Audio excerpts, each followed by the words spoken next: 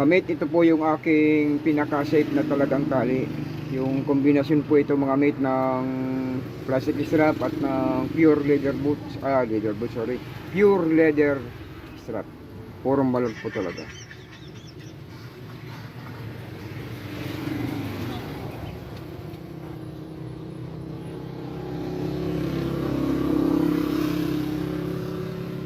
Ito na po yung pinaka-safe ko na gawang tali mga mate.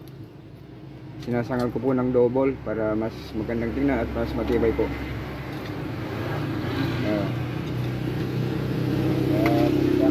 Isa pa.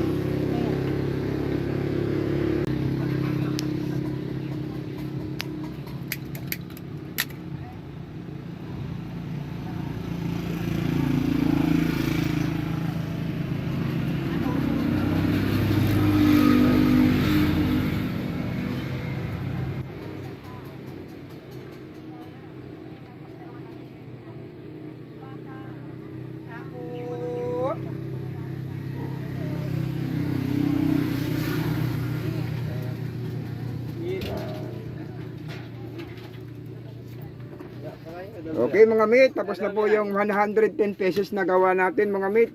Ito na po yung ating pinaka-safe na tali. Ganyan lang po ang pagbukas. Buka. Then pag lock dito po ang hawak mga mate. Ayan, attack para mag-lock. Okay, marami pong salamat.